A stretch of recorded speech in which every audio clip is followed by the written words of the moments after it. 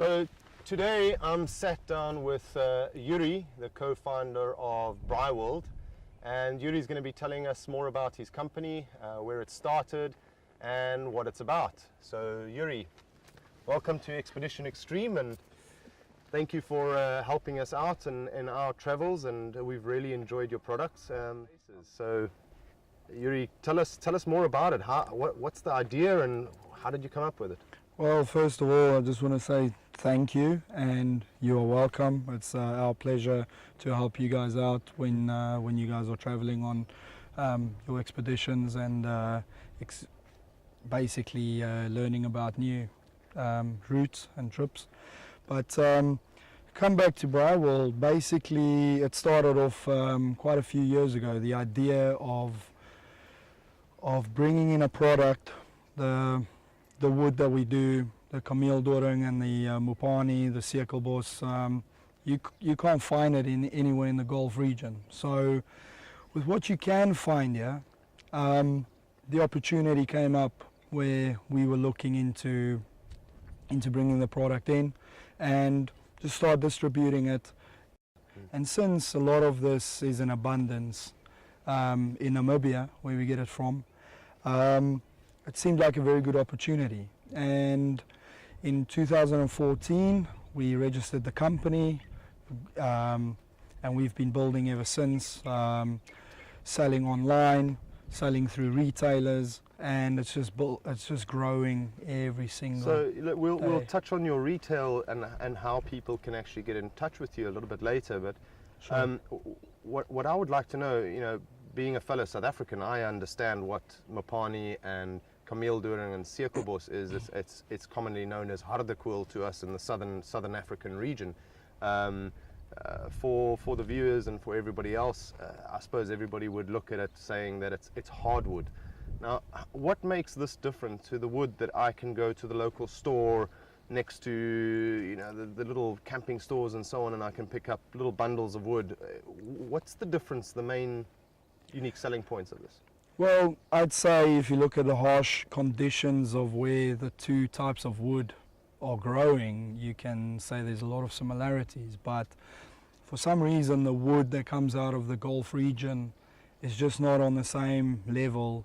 Like most of the time, like 90% of the time, you don't get that same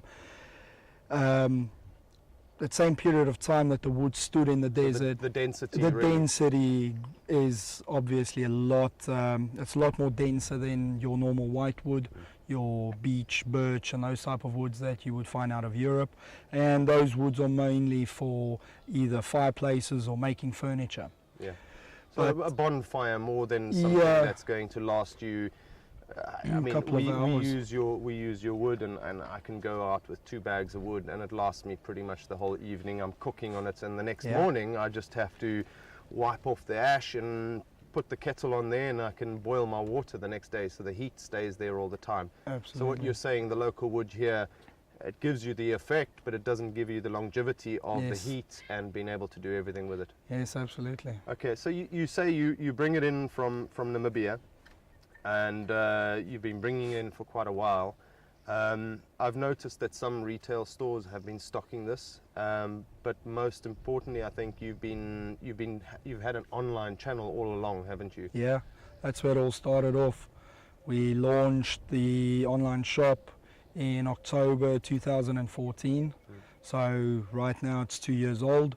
It's been going strong. At the very first season, I made up majority of our sales because we didn't distribute through any of the retail outlets or channels. But since we took retail on as a distribution point, it actually overtook online sales, which Really? is pretty unbelievable. It was unexpected. And these retail outlets, who if I'm not going to shop online, where can I find them? Well, basically we are distributing through Adventure HQ in Times Square. That's the most traffic comes out of that for them. And we are in SpeedX, Okay. which is one of the tool shops, one of your more not necessarily one of the more commercial ones, but as a local Alcoos location, they pretty much compete very much with the other commercial outlets. And they've got a nice little camping section and outdoor section that they've been building up, and the wood just complements that really well. And moving into the Al Ain market, the Abu Dhabi market, and maybe the empty quarter, we've got Souk Planet, better known as Abella. We supply them with stock in Madinat Zayed, Etihad Plaza, all these shops basically across Abu Dhabi, Al Ain. So throughout the Emirates, I can find your wood if I'm not going online. Yeah. So if I went online, your website is www.braaiworld.ae. And you deliver as well. Yes. So Jurie, besides the wood, you have a whole bunch of accessories and utensils also available on the website. That's right. Tell me a little more about this. Well, basically, we've said that you're gonna have wood, you're gonna make a fire, you're gonna have a barbecue or braai. You're gonna need something to do it with. So that's where the utensils and the accessories came in. So on the utensil side, we are focusing on 3 or 4 stainless steel quality braai utensils. That's like from braai tongs, fish tongs, meat hooks, grid brushes, you name it. Anything that's got to do with an accessory or a utensil that you can use while having a braai, that's what we bring in. And then you get your other accessories for your actual braai. So if you use kettle braais, we've actually brought in some rings that fit inside. When you take your grid off, you can actually fit a poiki in your kettle braai, or you could do a rotisserie. There's one that's a freestanding unit that you can just put over a campfire and just do a slow rotisserie, either with chicken or in a basket. So chops, sausages or kebabs, anything like that. Yeah. It's There's versatile. nothing worse than sitting over a really hot fire and turning one for one for That's one right. for one. Interesting about the kettle braai. So I mean, a lot of us living over here as expats, we don't all have these massive gardens, but I would say 90% of us have a kettle braai. So you're saying that we can now do a poiki in the kettle braai.